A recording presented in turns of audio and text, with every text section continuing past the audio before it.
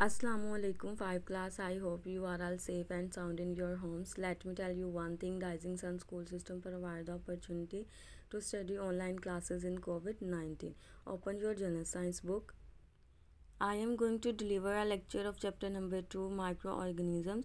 इस चैप्टर में हम ग्रुप ऑफ माइक्रो ऑर्गेनिजम्स के बारे में पढ़ेंगे, रोल ऑफ माइक्रो ऑर्गेनिज्म को स्टडी करेंगे, उनके हार्मफुल और बेनिफिशियल इफेक्ट्स के बारे में पढ़ेंगे, उनकी कॉमन डिजीज़ के बारे में पढ़ेंगे और उनके प्रिवेंटिव मेजर के बारे में पढ़ेंगे। 5 क्लास सबसे पहले चैप्टर के शुरू में हमें एक एग्जांपल दी गई है माइक्रो ऑर्गेनिजम्स को समझाने के लिए। वो कह रहे हैं कि you must have observe dust particle in the beam of light enter a dark room. उन्होंने कहा है कि एक कमरे में अंधेरा है और वहाँ पे कोई भी होल या रोशनदान है जहाँ से सूरज की कोई भी रोशनी दाखिल हो रही है। तो उन्होंने कहा है कि उसके अंदर जो भी जितने भी डस्ट पार्टिकल्स हैं, क्या आप उन्हें अपनी आम आँख से देख सकते हैं? नहीं, आप उन्हें नहीं देख सकते क्योंकि वो इतने छोटे होते हैं कि हम उन्हें नॉर्मल आम आँख से नहीं देख सकते। तो अब क्या क्या करते हैं हम उनको देखने के लिए? To see such things we need a special instrument called microscope. उनको देखने के लिए हम स्पेशल इंस्ट्रूमेंट को यूज़ करते हैं जिसे माइक्रोस्कोप कहते हैं। इसी तरह माइक्रो ऑर्गेनिजम्स हैं, all those tiny organisms that can only be see under microscope is called micro organisms. तो उन्होंने कहा ये भी इतने छोटे ज़र्रे होते हैं जो हमें आम आँख से नज़र नहीं आते, जिसे हम देखने के लिए माइक्रोस्कोप का यूज़ करते हैं। जो माइक्रो ऑर्गेनिजम्स होते हैं वो हमारे सराउंडिंग में हर तरफ मौजूद होते हैं। जी, उसके बाद main groups of micro organisms की बात की गई है। इसमें वायरसेस हैं, बैक्टीरिया हैं, उसके बाद सम फंजाई है। वायरसेस के बारे में बात करते हैं तो वायरस जो है वो वेरी टाइनी इन्फेक्शियस पार्टिकल्स होते हैं, बहुत छोटे ज़र्रे होते हैं और ये हार्मफुल होते हैं लिविंग ऑर्गेनिजम्स के लिए।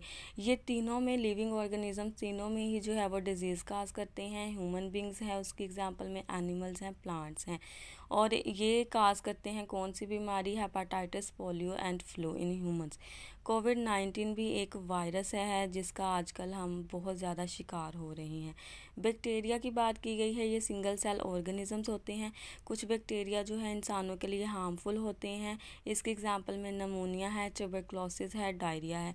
और कुछ बैक्टीरिया इंसानों के लिए यूज़फुल होते हैं क्योंकि ये हेल्प करते हैं हमारे स्मॉल इंटेस्टाइन में फूड की डाइजेशन के लिए और इसके अब्जॉर्प्शन के लिए। उसके बाद देखिए इंटरेस्टिंग इन्फॉर्मेशन की बात की गई है, उसमें यही कहा गया है कि जो बैक्टीरिया हमारे लिए अच्छे होते हैं वो यूज़फुल बैक्टीरिया कहलाते हैं और जो बुरे होते हैं वो हार्मफुल कहलाते हैं। उसके बाद कह रहा है कि the number of bacteria in your body is more than the cells of your body. उन्होंने कहा है कि आपकी बॉडी के अंदर बैक्टीरिया की स्ट्रेंथ ज़्यादा है as compare to simple cell से। फिर वो कह रहा है कि the number of bacteria in a small spoon of soil almost equal to the number of the people living in the continent Africa. उन्होंने कहा है कि अब कॉन्टिनेंट अफ्रीका में रहने वाले जितने भी लोग हैं, अगर उन्हें कंपेयर करें एक छोटे चम्मच से के साथ जिसके अंदर आपने मिट्टी की कुछ क्वांटिटी ली है, तो उसके जितने भी माइक्रो ऑर्गेनिजम्स होंगे वो बिल्कुल इक्वल होंगे किसके? उन लोगों के जो कि कॉन्टिनेंट अफ्रीका में रह रहे हैं। जी, उसके बाद बताया गया है कि बैक्टीरिया को कितने टाइप्स में डिवाइड किया गया है। तो बैक्टीरिया को 3 तरह के टाइप्स में डिवाइड किया जाता है। ये आपको फिगर में नज़र आ रहे हैं, round bacteria, rod shape bacteria और स्पाइरल बैक्टीरिया। उसके बाद फंजाई की बात की गई है। तो फंजाई सिंपल ऑर्गेनिजम्स होते हैं, इन्हें ना ही प्लांट कहा जा सकता है और ना ही एनिमल्स कहा जा सकता है। इनके अपने करैक्टर्स होते हैं, अपनी खसूसियात होती हैं। ये अपनी खुराक खुद नहीं बनाते। Some fungi obtain their food from living plants and living animals and cause disease in them. उन्होंने कहा है कि ये अपनी खुराक जो है प्लांट और एनिमल से जो है अपनी खुराक तो हासिल कर रही है, लेकिन उनके अंदर ही डिजीज़ काज कर रही है। इसके एग्जांपल में रिंगवर्म आते हैं, एथलीट फुट आते हैं। रिंगवर्म 5 क्लास वो होती हैं जब आप अपनी बॉडी के ऊपर कोई भी स्क्रैच करते हैं और उसके नतीजे में रेड कलर के पोर्स आपकी बॉडी पे नमूदार होते हैं, तो उनको रिंगवर्म कहते हैं। एथलीट फुट का बेसिक मतलब होता है खिलाड़ी के पाँव। तो इसका ये कॉमन मतलब यहाँ पे समझ में आएगा कि जब खिलाड़ी खेल रहे होते हैं तो उनके पाँवों में जो भी डस्ट लग रही होती है, मट्टी लग रही होती है, उसके अंदर बेसिकली माइक्रो ऑर्गेनिज्म मौजूद होते हैं जो उनके पाँवों पे डिजीज़ काज कर सकते हैं। Yeast and penicilliums are the example of fungi. ये दोनों फंजाई की कॉमन जो है वो एग्जांपल हैं। 5 क्लास आपको जो वर्ड्स मेंशन किए गए हैं, जो वर्ड्स बोले जा रहे हैं वो इम्पोर्टेंट है एमसीक्यूज़ के तौर पर। उसके बाद इसकी एग्जांपल में फंजाई की मोल्ड ऑन ऑरेंज भी है, मशरूम भी है, यीस्ट भी है। देखिए आगे इंटरेस्टिंग इन्फॉर्मेशन में वो कह रहा है कि more than 100 types of mushroom have the ability to glow like firefly. उन्होंने कहा कि क्या आपको पता है कि 100 से ज़्यादा मशरूम ऐसे हैं जिनमें एबिलिटी है ग्लो करने की। कैसे ग्लो कर सकते हैं? वो एक फायरफ्लाई की तरह, मतलब एक जुगनू की तरह वो चमकते हैं। नेक्स्ट देखिए, आपको एक क्वेश्चन पॉइंट टू पॉन्डर में आ रहा है कि do you think that viruses are living organisms and why. तो इसका आंसर है yes, viruses are living organisms, क्योंकि अभी हमने पढ़ा है कि जो वायरसेस होते हैं वो डिजीज़ काज करते हैं और वह एक बॉडी से दूसरी बॉडी में एंटर हो सकते हैं, फॉर एग्जांपल कोविड-19। तो इस तरह के जितने भी आपके क्वेश्चन आएंगे चैप्टर के अंदर छोटे छोटे, ये आपके पेज के अंदर से ही होंगे, आपने इसके लिए परेशान नहीं होना। नेक्स्ट जी, role of micro organisms as decomposers के तौर पर माइक्रो ऑर्गेनिजम्स का क्या रोल है। तो पहले उन्होंने कहा कि during decomposition bacteria and fungi break the organic molecule of food and dead bodies into simple components.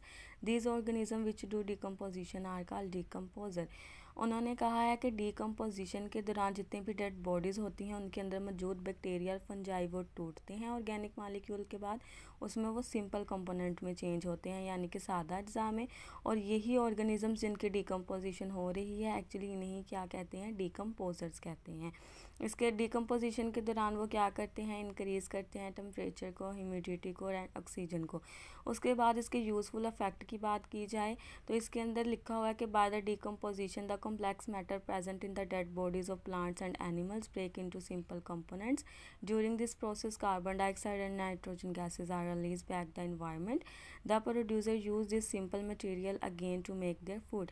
उन्होंने कहा है कि इसके यूज़फुल इफेक्ट में हमें बताया गया है कि किसी भी बॉडी के जो कम्प्लेक्स मैटर हैं, जो पेचीदा मवाद हैं, वो प्लांट के अंदर और एनिमल्स के अंदर मौजूद हैं, वो क्या करेंगे, इनके अंदर मौजूद जितने भी जो हैं वो डेड मटेरियल्स को उन्होंने कहा है तोड़ देंगे।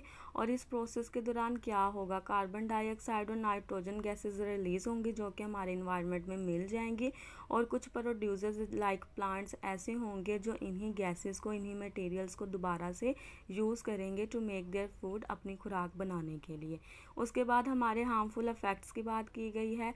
Micro organisms damage food and wood by the process of decomposition because the milk is spoiled, bread get moulds and fruits and vegetables are decomposed. कि कैसे वो हमारे लिए हार्मफुल इफेक्ट्स इंक्रीज कर रही है। सबसे पहले तो वो डैमेज करती है हमारे फूड को, वुड वगैरह को, और उसके बाद मिल्क स्पॉइल्ड, दूध को ख़राब कर रही है, ब्रेड गेट्स मोल्ड। उन्होंने कहा है कि ये जितनी भी डबल रोटी वगैरह होती हैं इनको ख़राब करती है, क्योंकि इनके ऊपर जो है वो फंजाई जब थोड़े दिन ये पड़ी रहेगी तो इनके ऊपर एक ग्रीन कलर के पोर्स जो हैं वो नमूदार होना शुरू हो जाते हैं, जिसे फंजाई बोलते हैं, और हमारे ये फ्रूट्स और वेजिटेबल्स दोनों को ख़राब करती है। उसके बाद है जी disease cause by microorganisms. उन्होंने कहा है कि जो माइक्रो ऑर्गेनिज्म होते हैं ये किस किस में डिजीज़ जो है वो काज कर सकते हैं। जी, माइक्रो ऑर्गेनिजम्स किन किन के अंदर डिजीज़ काज करते हैं, वो कुछ प्लांट्स के अंदर भी डिजीज़ काज करते हैं और कुछ एनिमल्स के अंदर भी डिजीज़ काज करते हैं। कुछ माइक्रो ऑर्गेनिजम्स ऐसे होते हैं जो अपने ही होस्ट के अंदर डिजीज़ काज करते हैं, इन्हें पैथोजेंस कहते हैं। इन्हीं पैथोजेंस को आप इन्फेक्शंस कह सकते हैं या इन्फेक्शियस पार्टिकल्स का नाम दे सकते हैं। और आपको पता है ये पार्टिकल्स एक ह्यूमन बॉडी से दूसरी ह्यूमन बॉडी में ईजीली जो है वो एंटर हो सकते हैं। जी, डिजीज़ कास्ड बाय वायरसेस, उसकी एग्जांपल में हेपेटाइटिस है, फ्लू है, पोलियो है, कोविड-19 है, मीजल्स है, पम्प्स है। उसके बाद डिजीज़ कास्ड बाय बैक्टीरिया, इसकी एग्जांपल में नमोनिया है, टाइफाइड है, क्लोरा है, और उसके बाद ट्यूबरक्लोसिस है। उसके बाद डिजीज़ कास्ड बाय फंजाई है, इसकी एग्जांपल में रिंग वर्म्स है, एथलीट फुट है, स्मट है एंड रस्ट है। उसके बाद एक्टिविटी 2.2 आती है, ये आपने नहीं करनी 5 क्लास। उसके बाद हमारी इन्फेक्शियस डिजीज़ आती हैं जो कि ट्रांसमिशन हो सकती है, मतलब ट्रांसमिट हो सकती है ह्यूमन बॉडीज़ के अंदर। जी, ये कैसे ट्रांसमिट होती है, इसमें सबसे पहले एयरबोर्न डिजीज़ आती हैं। एयरबोर्न डिजीज़ कैसे काज होती है जी, अगर हम कफ्स करें, स्नीज़ करें या टॉल्क करें, मतलब अगर हम खांसी करें, छींके और बात करें, तो हमारे मुंह के जितने भी जरासीम्स होते हैं वो हमारे इन्वायरमेंट की आबो हवा में एंटर हो जाते हैं। और उसमें जो भी हेल्दी पर्सन होता है जब वो उसी आबो हवा में सांस ले रहा होता है, वो जो हमारे जो गलत जरासीम होते हैं, ख़राब जरासीम होते हैं जो हमारे माउथ से निकले हुए होते हैं, वही उस हेल्दी पर्सन के अंदर एज अ पैथोजेंस एंटर हो जाते हैं। इस तरह हेयरबोर्न डिजीज़ जो है वो काज होती है। इसकी डिज़ीज़ की एग्जांपल में कोविड-19 है, फ्लू है एंड टीवी है। उसके बाद वाटर बोर्न डिजीज़ है। ये वो डिज़ीज़ है जो पोल्यूटेड वाटर के ज़रिए हम तक जो है वो एंटर होती है हमारी बॉडी के अंदर। ये कैसे एंटर होती है? ड्रिंकिंग और इनटू फूड। उन्होंने कहा है कि आप कुछ पानी ऐसा होता है जो गंदा होता है, हम वो पी लेते हैं, या हम अपने खानों में कुछ पोल्यूटेड वाटर यूज़ करते हैं, तो उसके ज़रिए हमारी बॉडी के अंदर इसके पैथोजेंस ऐड हो जाते हैं जो डिज़ीज़ काज करते हैं।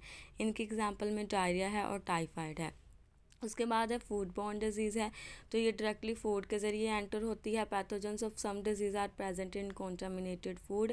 आलूदा खुराक के अंदर जितनी भी जो डिजीज़ होती हैं वो जब हम खाते हैं तो ह्यूमन बॉडी के अंदर एंटर हो जाती हैं। इसके एग्जांपल में कोलरा है, हेपाटाइटिस है और टाइफाइड है। उसके बाद एनिमल बॉर्न डिजीज़ है। ये एनिमल कैसे डिजीज़ काज करते हैं ह्यूमन बॉडी के अंदर? कभी आपने मलेरिया का या डेंगू का पेशेंट देखा है? उसके पास अगर आके उसकी बॉडी के ऊपर मॉस्किटो आए और वो बाइट करे या सक करे, मतलब उसके ब्लड को चूसना शुरू कर दे, तो वो क्या करेगा, उसका जो मलेरिया में मुब्तला या डेंगू में मुब्तला जो भी पर्सन होगा, वो सक के ज़रिए मॉस्किटो अपने उसके सारे पैथोजेंस जो होंगे वो मॉस्किटो के बॉडी के अंदर चले जाएंगे। और जब वो किसी भी दूसरे पर्सन हेल्दी पर्सन के ऊपर जाके बैठेगा और वो उसके सारे जितने भी पैथोजेंस मॉस्किटो की बॉडी के अंदर एंटर हुए होंगे वो उस पर्सन को ट्रांसमिट कर देगा। इस तरह हेल्दी पर्सन के अंदर भी जो है वो एनिमल बोर्न डिजीज़ काज हो जाएगी। उसके बाद transmission of disease through direct contact. Direct contact में कैसे ट्रांसमिट होती है? शेकिंग हैंड्स, हाथों को मिलाने से, या टचिंग आर्टिकल्स, आप किसी को हाथ लगा रहे हैं तो या आपकी बॉडी में जो जरासीम होंगे उस शख्स को एंटर हो जाएंगे, या उसकी बॉडी के बाद जो भी जरासीम होंगे वो आपको एंटर हो जाएंगे। इसके एग्जांपल में कोविड-19 है, फ्लू एंड हेपाटाइटिस है। उसके बाद एक्टिविटी 2.3 आती है, ये आपने नहीं करनी 5 क्लास। नेक्स्ट है useful role of micro organisms in everyday life. Micro organisms का हमारी रोज़मर्रा ज़िंदगी में क्या फ़ायदे वो हमें दे रहे हैं? सबसे पहले मेकिंग फूड एंड आइटम्स हैं, ये हमें खुराक बनाने में मदद देते हैं। जितनी भी बैक्टीरिया और यीस्ट है उनका यूज़ होता है हमारी उसमें ब्रेड के अंदर, चीज़ के अंदर और हमारे योगर्ट्स के अंदर। उसके बाद एक्टिविटी 2.4 आ रही है, इसके अंदर यही बताया गया है कि आप 2 पॉट लें, उनके अंदर फ्लोर ऐड करें। एक पॉट के अंदर फ्लोर के साथ यीस्ट ऐड करें, शुगर, और उसके बाद पानी ऐड करें और इसकी डू बना लें। और जबकि दूसरे पॉट में आप सिर्फ और सिर्फ फ्लोर और शुगर की क्वांटिटी लें। तो उन्होंने कहा इनको आधे घंटे के लिए छोड़ दें। और अब आप ये ऑब्ज़र्व करना है कि इनमें जो है किस पॉट की जो क्वांटिटी है वो ज़्यादा है और कौन सी जो डू है वो नरम है, मतलब राइजन है, सॉफ्ट है। तो उन्होंने कहा कि इसका क्या रीज़न है जी? हमें पता है कि जो यीस्ट वाली हैं, शुगर और वाटर वाली हैं, इसकी जो डू है वो राइजन होती है, सॉफ्ट होती है। इसका रीज़न भी आप शॉर्ट क्वेश्चन नंबर 4 में पढ़ लेंगे। उसके बाद है क्लीनिंग ऑफ इन्वायरमेंट है। हमारा जितना भी टॉक्सिक मटेरियल होते हैं हमारे सेवरेज सिस्टम में, यानी कि नाकस पानी में, इंडस्ट्रियल वेस्ट के अंदर, उनको हम क्लीन कर सकते हैं कुछ अपने माइक्रो ऑर्गेनिज़म्स को यूज़ करते हुए। Making of medicines. कुछ माइक्रो ऑर्गेनिज़म्स ऐसे होते हैं जो मेडिसिन्स बनाने में जो है हेल्पफुल हैं, जैसे कि फंजाई एंड बैक्टीरिया है, ये एंटीबायोटिक्स बनाते हैं और ये हमारे जितने भी जरासीम्स होते हैं इनको किल करते हैं। नेक्स्ट लिखा हुआ है, do you know penicillin was a first antibiotic, it was derived originally from a type of fungi known as a penicillium. उन्होंने कहा कि पेंसिलिन जो है वो फर्स्ट एंटीबायोटिक है जो कि ड्राइव की गई थी, और उन्होंने कहा कि ये फंजाई से हासिल की गई थी और इसे ही पेंसिलियम कहते हैं। उसके बाद एक्टिविटी 2.5 में देखें, वो आपको ये कहना चाह रहा है कि एक प्लेट के अंदर आप पूरा वाटर ऐड करें, उसके बाद उसमें ब्लैक पेपर पाउडर ऐड करें, और उन्होंने कहा है कि उसके अंदर आप अपनी फिंगर को डिप करें। जितने भी ब्लैक पेपर पाउडर के जो भी पार्टिकल्स होंगे वो आपकी फिंगर के इर्द गिर्द जो है मूव करना शुरू कर देंगे। तो लेकिन अगर उन्होंने कहा है कि आप क्या करें, आप इसके अंदर दोबारा फिंगर ऐड करने से पहले आप क्या करेंगे, आप जो है अपनी वही फिंगर के ऊपर कुछ अच्छी क्वालिटी का सोप जो है वो लगाएंगे ज़्यादा मिकदार में, और फिर आप इसके अंदर डिप करेंगे अपनी फिंगर को। तो अब आप देखेंगे कि वो ब्लैक पेपर पाउडर जो है वो आपके फिंगर के इर्द गिर्द हरकत कर रहे हैं, नहीं, वो अब आपकी फिंगर से थोड़ा दूर हरकत कर रहे हैं। तो इसमें हमें ये बताया गया है कि अगर हम अच्छा जो है वो सोप यूज़ करते हैं, उसके जो हमारे जरासीम्स होते हैं वो सारे किल हो जाते हैं, या वो जरासीम जो है फिर हमारे हैंड्स को नहीं लगते। उसके बाद प्रिवेंटिंग द इन्फेक्शंस के बारे में बताया गया है कि आप इन्फेक्शन से तहफ़्फ़ुज़ कैसे हासिल कर सकते हैं। तो इसमें मुख्तलिफ वेरियस जो हैं वो हमें पर्पस बताई गई हैं, टेक्निक बताई गई हैं। उन्होंने कहा एक तो आप कुकिंग करने से पहले या कुछ भी खाने से पहले अपने हैंड्स को वॉश करें, और उसके बाद उन्होंने कहा है कि टॉयलेट इस्तेमाल करने के बाद अपने हैंड्स को आप वॉश करें। उसके बाद उन्होंने कहा है कि टचिंग मेथड को अवॉइड करें, मतलब एक दूसरे को हाथ कम से कम लगाएं। इससे क्या होता है, ह्यूमन बॉडी में जो जर्म्स हैं वो एक दूसरे से ट्रांसमिट हो जाते हैं। उसके बाद उन्होंने कहा कि अगर आपको वाकई ही कोई प्रॉब्लम है या आपको कोई डिजीज़ कास्ट है तो आप एक प्रॉपर टाइम पे उसकी वैक्सीनेट लें, क्योंकि अगर आप प्रॉपर टाइम पे वैक्सीनेट नहीं करवाते अपनी बॉडी को तो वो डिजीज़ जो है वो दूसरे ह्यूमन बॉडी में ट्रांसमिट हो सकती है। उसके बाद लिखा गया है कि अगर आपको वाकई ही कोई सिम्टम्स हैं या इन्फेक्शंस हैं तो आप घर में रेस्ट करें, आप ज़्यादा घुले मिले मत लोगों में, ताकि वो डिज़ीज़ जो है किसी दूसरे पर्सन में ट्रांसमिट ना हो जाए। उसके बाद लिखा हुआ है कि अगर आपको कोई प्रॉब्लम है वाउंड वगैरह का, इंजरी वगैरह का, तो आप किसी भी कंसल्ट फिजिशियन से जो है वो रब्ता करें, मतलब कोई भी डॉक्टर, कोई भी मालिज से, ताकि आपका बेहतर वक्त में जो है वो इलाज हो सके। नेक्स्ट 5 क्लास आपके की पॉइंट्स हैं। इन की पॉइंट्स के अंदर वही बात की गई है जो हम पूरे चैप्टर में पढ़ाए हैं। नेक्स्ट आपकी एक्सरसाइज शुरू होती है। एक्सरसाइज का पहला क्वेश्चन है tick the correct answer. First है mushroom belongs to which group of micro organisms, fungi. ये इसी तरह सारे आपने करने हैं। यहाँ पे मैंने टिक भी लगा दी हैं, आपको इधर से पता चल जाएगा कि सही आंसर इसका क्या है। नेक्स्ट 5 क्लास आपके शॉर्ट आंसर हैं। पहला आपका क्वेश्चन है what is pathogen, how did it enter in the bodies of organisms. इसका आंसर है microorganisms that cause disease in their host are called a pathogen. The disease that occur due to them are called infections or infectious disease. This infection disease can spread quickly from one organism to the other. Second है why are some bacteria and fungi called decomposers? During decomposition, bacteria and fungi break the organic molecules of food and dead bodies into simple components. The organism which do decomposition are called decomposers. Third question है write two benefits and two harmful effects of bacteria. Two benefits: some bacteria help in digestion of food and some bacteria absorptions of food components in our small intestine. Next है two harmful effect है few bacteria are harmful to organism. First है they cause disease in plants, for example tuberculosis, and next है they cause disease in animals and man, for example pneumonia, diarrhea, etc. Fourth question है आपका how does the microorganism yeast work to soften and rise to a flour. Enzyme in yeast ferment sugar forming carbon dioxide and ethanol. The carbon dioxide make the dough risen while the ethanol evaporate when the bread is bake. 5 short question है how does mosquito transmit disease. इसका answer है when mosquito bites and sucks blood of a patient of malaria and dengue, it takes pathogen from patient. When it bites a healthy person, it transmit those pathogen into him. Next, third है constructive response question. The soil of forest of hot climate is always hot and moist, whereas the soil of forest of cold climate is cold and dry. Out of these two areas where the decomposition of fallen leaves will happen more quickly, explain. Its answer: cold climate is cold and dry area where the decomposition of fallen leaves more quickly because leaf tissue can freeze and kill before sufficient enzymes are produced to cause abrasions and leaf drop. उसके बाद है losing chlorophyll due to the absence of photosynthesis and leaves start weak so their leaves are fallen.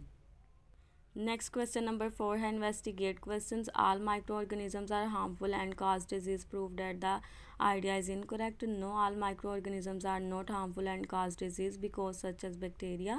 Bacteria is the main group of microorganism and a large number of bacteria are useful for humans. Some bacteria help in the digestion of food and absorption of food component in our small intestine. Next question है many people use antibacterial soap to kill the bacteria present on their hands, but due to excessive use of soap the chance of getting infection increase instead of decreasing. Why does it happen? इसका answer है when we use excessive amount of soap the chance of getting infection increase because antibacterial soap contains certain chemicals like triclosans. The ingredients are added to many consumer products with the intent of reducing or preventing bacterial infections. 5 class आपका यहाँ पे chapter number 2 जो है वो complete हो गया। I hope आपको इसकी बहुत अच्छे से जो है वो समझ आ गई होगी। अल्लाह हाफिज़।